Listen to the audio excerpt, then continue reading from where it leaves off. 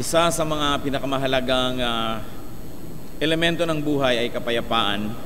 Parang walang kakwenta-kwenta ang anumang ibang tinatangkilik natin o ari-arian kung hindi matahimik ang ating buhay. We want peace. We want peaceful lives. Kaya dapat po tayong matuto sa mga tao na payapa ang buhay. Kung oobserbahan natin ang mga tao sa ating paligid, ay hindi naman mahirap makita kung bakit yung mga payapa at tahimik ay ganun nga ang kalagayan. 8 practical things that peaceful people do. Hindi naman ibig sabihin na kung practical ay hindi na spiritual, pero binigyan po natin ng classification on a more spiritual plane, and here now are practical things that peaceful people do. Heavenly Father, we pray for your message. May you be our speaker, our God creator, our God sustainer, creator of heaven and earth, God of Moses, God of Abraham. We pray that you may speak to us. Patawarin niyo po kami sa aming mga kasalanan, linisin kami, Panginoon, hugasan, at nang sa ganun kami ay tahasang makalapit sa inyo. At nawa, pagpalain niyo kami ng mensaheng simple, subalit nakapagbibigay ng pagpapala at makapaglulugod sa inyo ang bunga. Protect us from lies, from falsehood, and from even the assaults and plans of evil men and evil spirits. We put ourselves under your protection, O God. May you move among us, accomplish your holy purpose, and lead us to greater godliness and peace. We thank you, we ask you, in the name of our Lord Jesus. Ano-ano nga po ba ang mga katangian ng mga at ginagawa ng mga taong mapayapa ang buhay? O kaya baligtarin natin, para maging mapayapa, anong dapat pinagagagawa? We are thinking about and talking about practical things that people do to be peaceful. Peaceful people stay away from fools. Number 1. To stay away from trouble, you have to stay away from troublesome people. Proverbs 14 verse 7, stay away from a foolish man, and of course from a foolish woman. Proverbs 13:20, a companion of fools suffers harm. Gaano karaming problema ang napunta sa buhay natin dahil sumasama tayo, nakikibarkada, nakikilapit sa mga taong punong-puno ng foolishness ang kanilang mga gawa. Fools magnetize trouble. And so to be peaceful and to avoid trouble, avoid foolish people. Another way to have a peaceful life is to avoid being number 1. It goes against the grain of common wisdom, if that can be called wisdom, because everybody wants to be number 1. But look what happened to everybody else who wanted to be and who won and became number 1. Did that really give them peace? And then everybody else who tried so hard and failed, did their trying give them peace? This is against common obsession. It is troublesome to achieve the number 1 position. Marami po mga tao na pahamak na ipinagbili ang kaluluwa, nakipag-away pati sa mga kaibigan at mga mahal sa buhay para lang number 1. Not a few people courted hell just to be number 1 or to get close to being number 1. Now, if it's so natural to you to be number 1, if it's effortless, then it's all right. But for us to deprive ourselves of peace, of friendship, of relationships, and destroy everybody else who may get in the way just to be number 1, it's not worth the trouble. It is troublesome to achieve it, and even more troublesome to keep it. Oras na naging number 1 ka na, ano nang gagawin mo ngayon para lang manatiling number 1? You become jealous of everybody. You become destructive of everybody who comes close and who might threaten your number 1 position. And what happens when you become number 1? You get isolated. That's the problem with those who are at the top. They get isolated. Even eagles who fly alone have to fly alone. And you know why eagles have to fly alone? Because they fly so high. Masyadong mataas ang lipad ng mga agila, ng mga lawin, kaya walang nakasasabay at lumilipad silang mag-isa. Mabuti pa yung mga maya-maya, mga bato-bato, tatalon-talon lang dyan, ang baba-baba ng lipad, maraming kasama. So, is it worth it to be number 1? Mga nanay, mga tatay na halos magpakamatay at patayin ng anak para maging number one ang anak. Ano tuloy ng tingin ng anak sa lahat ng classmate? Competitor. Wala na siyang kaibigan. Lahat na lang gusto niya lagi maging number one. Yung mga sinikap lagi maging number one. Well, we are not diminishing the value of being number one in some important fields of life. But the truth is, what does it really give the winner? At the end of the day, you're alone with your trophy. And if you have hurt so many feelings or isolated yourself too much, you say, is it really worth being number one? Peaceful people avoid too much visibility, too much popularity. Even the Lord Jesus Christ, who is supposed to be the Lord of peace, shunned public attention. That whenever he would heal people, he would always give them this very strict instruction, tell no one. Mark 1:45, ano nangyari when people did not obey him? Instead, he went out and began to talk freely, yung pinagaling, spreading the news. As a result, Jesus could no longer enter a town openly, but stayed outside in lonely places. Kabilin-bilin na ng Panginoon, huwag mong ipagsasabi, huwag mong ipamalita na pinagaling kita, pero hindi siya sinusunod. Anong nangyari? Because he became very visible and very popular, he could no longer enter a town openly. Pinagkakaguluhan siya, halos mag-riot. So nanatili na lang siya sa mga labas ng bayan kung saan siya ay nag-iisa, konti lang sila, alungkot. At mahirap din para sa mga taong hanapin siya dahil wala siya sa mga bayan-bayan. Peaceful people avoid too much height. The tallest tree attracts the lightning. Sabi ni Jose Rizal, ang pinakamatayog na puno ang umaakit ng mga kidlat. So why will you want to be the tallest tree? Maging sa Genesis 11:4-8, when people were attempting to build the tallest edifice they could make, then they said, "Come, let us build ourselves a city with a tower that reaches to the heavens, so that we may make a name for ourselves and not be scattered over the face of the whole earth." But the Lord came down to see the city and the tower the men were building. The Lord said, "If as one people speaking the same language, they have begun to do this, then nothing they plan to do will be impossible for them. Come, let us go down and confuse their language, so they will not understand each other." So the Lord scattered them from there over all the earth, and they stopped building the city.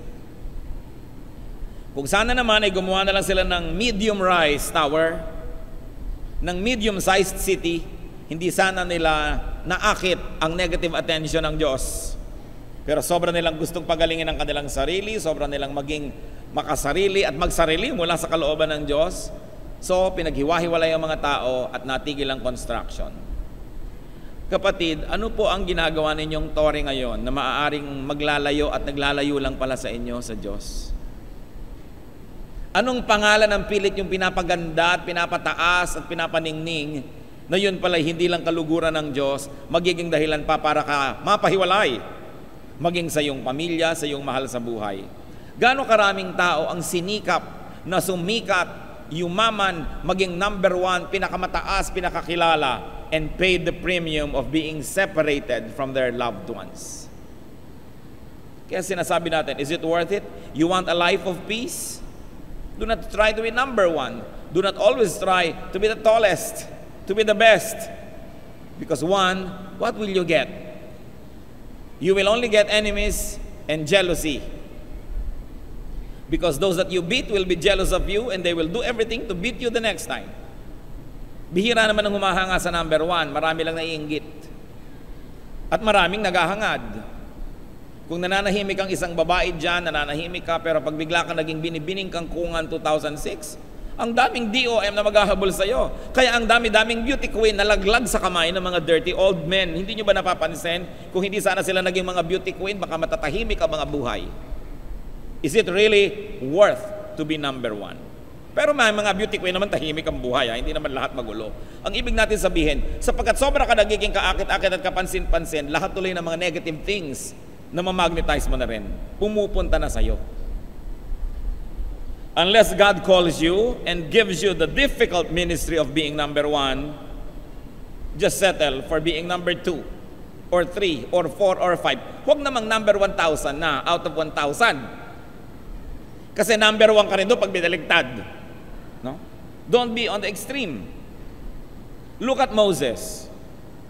He was peaceful while he was Egypt's prince, or number 2 or less. But he started to have troubles when he became Israel's number 1 and leader.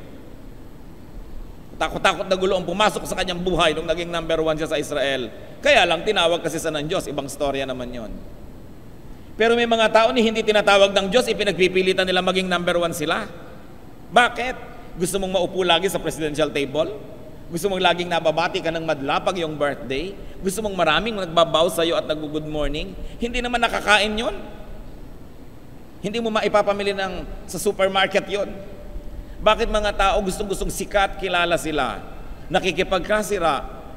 Sa isang organisasyon, number 2 sila o number 3, makikipag-away sila sa number 1, makikipag-agawan ng follower para maging number 1. And then pag number 1 na sila, ano ngayon? May iba na namang aagaw ng pagka-number 1 sa kanila. So matapos silang agawin yon kung kanino, habang buhay nilang ipagtatanggol sa mga gusto ring mang-agaw, is this the way you want to live?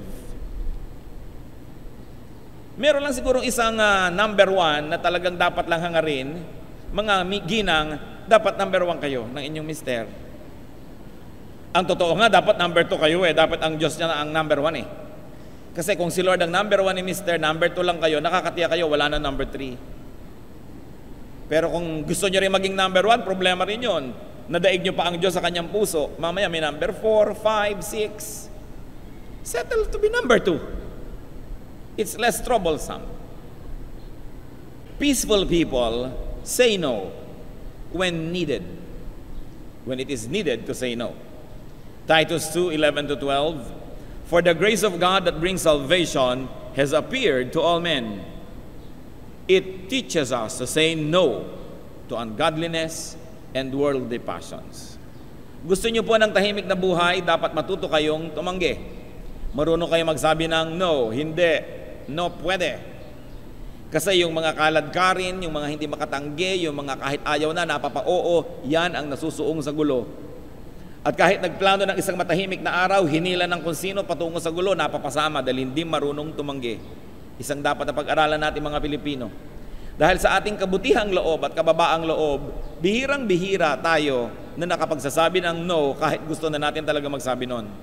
But the people of God should be ready to say no when you must.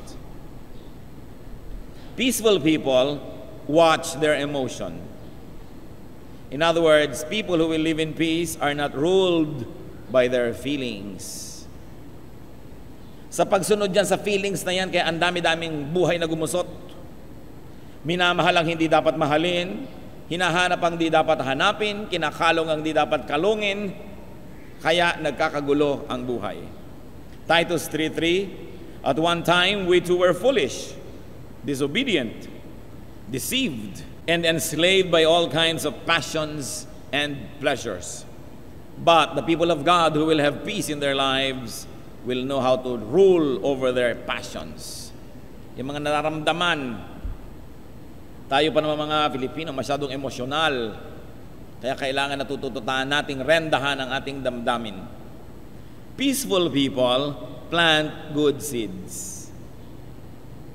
Therefore, they plan and anticipate and expect good harvests. Just the quiet anticipation alone of a good harvest already brings peace and joy.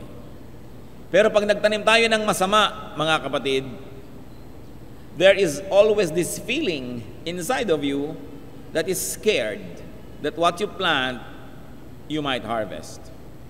But you will harvest. Proverbs 11:18, he who sows righteousness reaps a sure reward. Galatians 6:7, a man reaps what he sows. Kung anong itinatanim, inaani.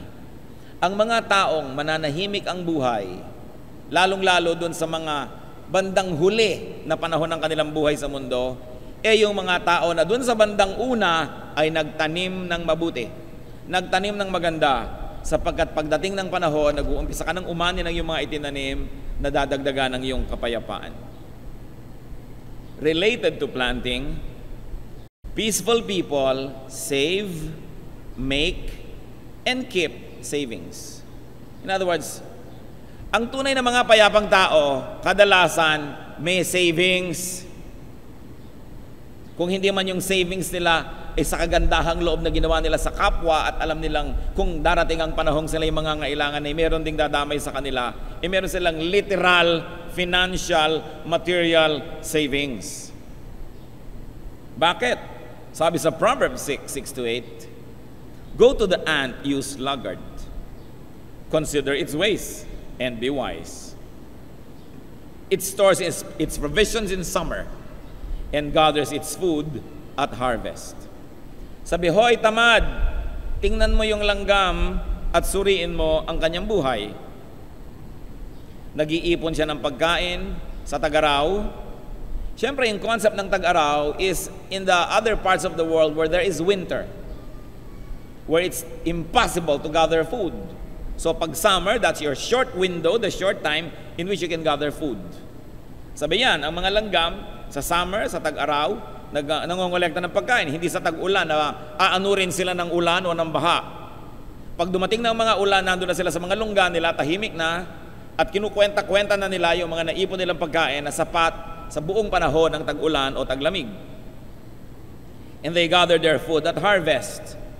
Kailan ka nga naman dapat maghanap ng mga makakain, nag-iipon sila ng mga buto, mga nahulog ng mga kung ano-anong mga bunga ng mga puno, dahil sa panahon ng harvest nila ginagawa yan kung saan pinakamaraming available food to gather. How can we learn from the ants? Kailan po tayo dapat mag-ipon para sa pangangailangan natin? Dapat habang bata-bata ka pa.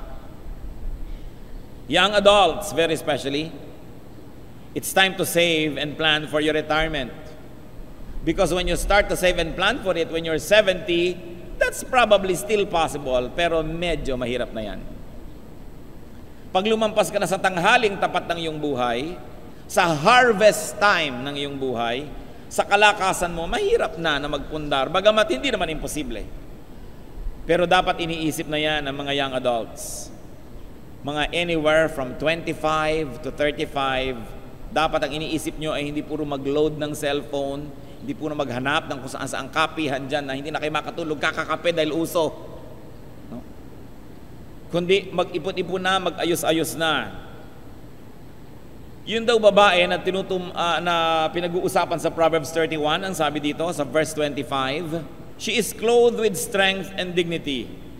She can laugh at the days to come." Bakit niya mapagtatawa na ng mga darating na araw? Ano ba yon? Yung pagtanda niya, yung pagdating ng mga rayuman niya, yung pagdating ng tumataas ang kanyang mga uric acid, lahat na.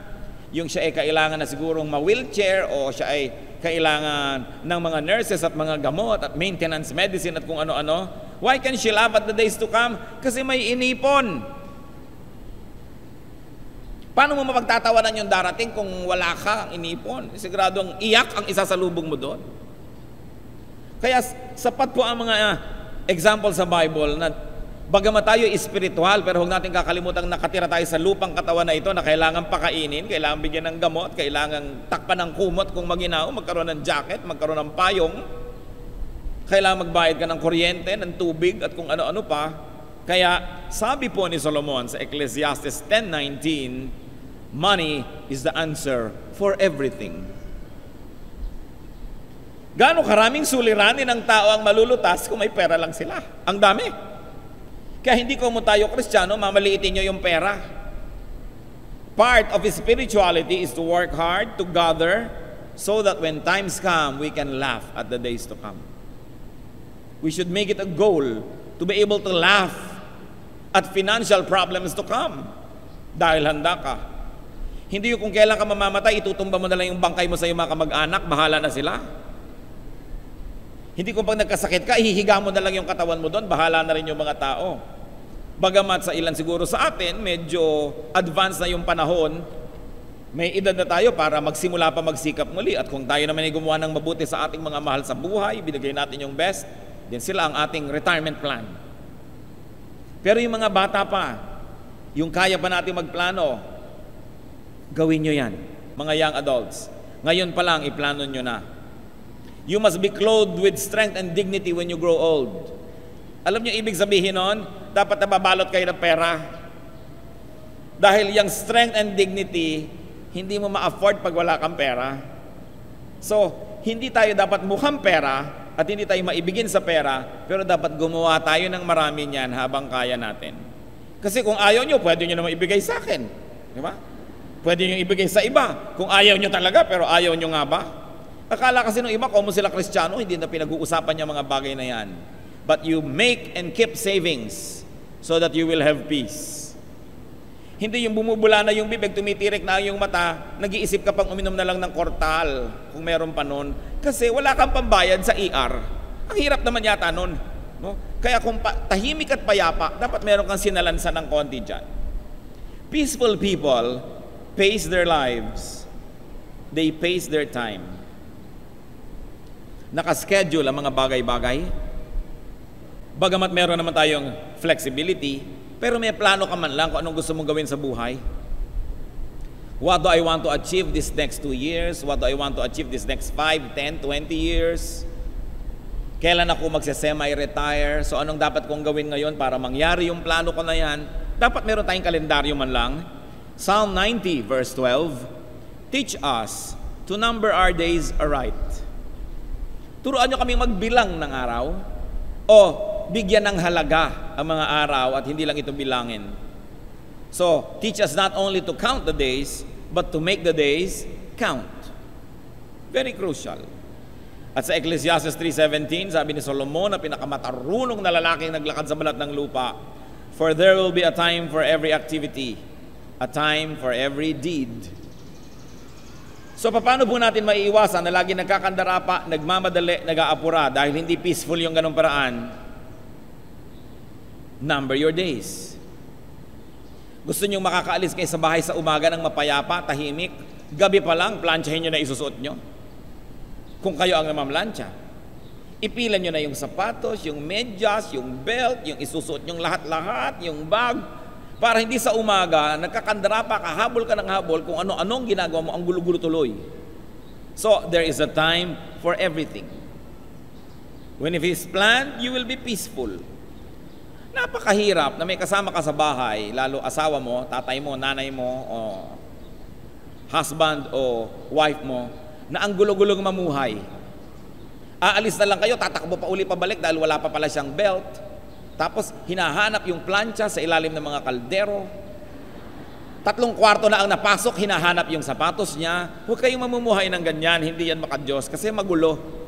At pag magulo, umiinit ang ulo mo. Pag mainit ang ulo mo, mahirap maging mabait, mahirap maging mabuti. Nagkakanda-away-away ang mga tao. If only they would number their days and number their minutes and plan, then you will live peaceful lives. Finally, for today, peaceful people accept what cannot be changed. You change everything you can by God's help and accept things that you cannot change. It means we transcend troubles with faith and spirituality. In God, we believe for everything else that we cannot accomplish as humans. Itong si Paul, meron po siyang tinatawag na thorn in the flesh. Kung ano man yung pahirap sa buhay niya na yon, hindi tinukoy. 2 Corinthians 12:7-10. To keep me from becoming conceited because of these surpassingly great revelations. So napakarami palang ibinigay ng Panginoong Diyos kay Paul.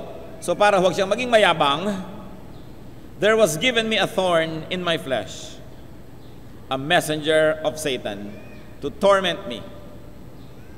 3 times I pleaded with the Lord to take it away from me, but he said to me, my grace is sufficient for you, for my power is made perfect in weakness. Therefore, I will boast all the more gladly about my weaknesses, so that Christ's power may rest on me. That is why, for Christ's sake, I delight in weaknesses, in insults, in hardships, in persecutions, in difficulties. For when I am weak, then I am strong. Sabi ni Paul, para ako siguro pigil na maging mayabang sa dami ng ibinigay na blessing sa akin ng Diyos. Binigyan ako nitong isang pabigat na ito, isang pahirap na ito na ayaw ko. 3 beses ko nang hiniling sa Diyos na alisin, pero sabi niya, no. Iyan niya nandyan sa'yo. At ang lagi mo rin ako maalala na merong mga bagay sa iyong buhay na kung hindi talaga mo iaasa, wala ka magagawa. It kept him under check from believing in himself too much. At sabi niya, dahil ganyan, ipagmamalaki ko pa at ikagagalak na may mga ganitong pahirap at kakulangan sa aking buhay. Kung si Jesus naman ang pupuno ng mga kulang ko, ikalulugod kong magkaroon ng ganitong kulang. Kung si Jesus naman ang hahagod sa aking sakit, ikalulugod kong may sakit ako. At kung si Jesus naman ang aalo sa akin dahil ako'y tinatanggihan ng iba, ikalulugod ko rin ang pagtanggi nila sa akin. Ganong klaseng pananalig. Na sa Panginoong Jesus natin iaasa ang mga bagay na gustuhin man nating mawala ay nandyan, o gustuhin man nating makamit ay wala naman talaga. Sa grasya ng Diyos tayo aasa. At pag yan po, nailagay natin sa ating isip at naipamuhay natin, walang duda na kapayapaan kaysa gulo ang magiging tunay na flavor ng ating buhay. Ang mahalaga, peace. And a peaceful life is a product of discipline. It is a product of hard work. Hindi basta-basta nagiging payapa ang buhay ng isang tao. Yan ay kanyang pinagsisikapan. Sa katalinuhan ay tinatanggal niya ang mga nakakagulo. Tinatangkilik niya ang lalo pang nakakapagpapayapa. At lagi siyang buong talinong namimili kung alin ang ilalagay at tatanggalin sa kanyang araw, sa kanyang buhay. Dahil bawat tao, bawat bagay na bigyan natin ng pansin at bigyan natin ng puwang ay maaaring magdala ng gulo o katahimikan. Ano pong mga gulo ang dinadala sa inyo ng ilang tao? Anong gagawin natin sa mga ambisyon natin na nagpapagulo lang pala sa ating buhay? A peaceful life is to be desired, but just the same, it must be worked for. Discipline is important. Let us incline ourselves to peaceful lives. Let us cultivate a peaceful lifestyle. At napakahalaga po yan sapagkat baliwala nga ang lahat ng ibang mga magagandang bagay kung hindi naman payapa ang ating buhay. Aming Diyos, kami po ay patuloy na humihingi ng karunungan sa inyo. Ipakita mo sa amin kung alin sa mga pinag-usapan namin, Panginoon, ang kailangan naming sundin agad. Practical ways to attain peaceful lives. Bigyan mo kami ng karunungan para huwag kaming madaya ng emosyon, huwag kaming madaya ng pagmamadali o kakulangan ng oras. Teach us to discipline and put structure into our time so that we will always have enough time to think, to pray, to meditate. Diyos na mahabagin, aming Ama ng kapangyarihan. Narito yung mga anak dahil sa pagsusuri ng buhay, they classify their lives as troubled. This is not the kind of life you want your people to have, O God. Hindi ito ang kalooban mo para sa amin. Hinihiling namin ngayon, Panginoon, ang kapangyarihan mo. Unang-una, we're asking, Lord, according to your love, according to your kindness, to give relief to these people.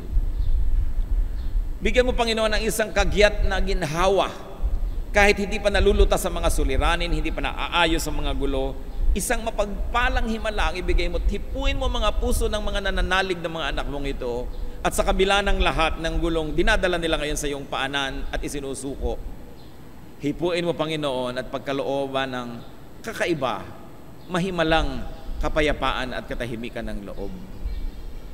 This is not beyond you. You are the God of power. And we ask you, Lord, to give relief, especially to those who have been pressured and vexed for long, too much by troubles.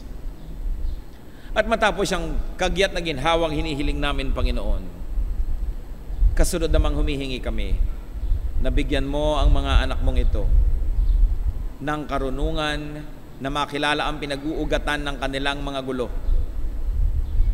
May they recognize all the windows and doors through which trouble enter their homes, their hearts, their lives, and may they learn to shut these windows and doors.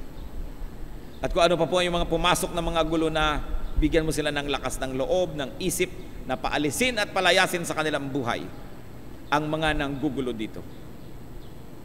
Nawa, Panginoon, bibigyan mo kami ng discernment so that we may recognize troublemakers and refuse entry into our hearts. May we recognize elements, people, situations, dreams, goals, aspirations, objectives that are nothing but vexations and deception from the evil one. Ituro mo sa amin kung alin lang ang tunay na mahusay, tunay na mabuti, at bigyan mo kami, Panginoon, ng karunungan na ito'y sundin.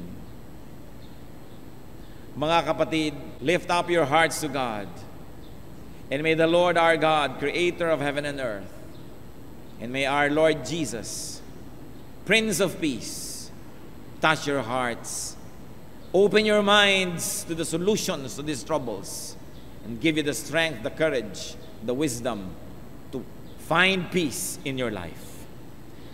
As you believe in the Lord, as you claim the answer to this prayer, may peace reign in your hearts. Patuloy tayo sa diwa ng panalangin lahat.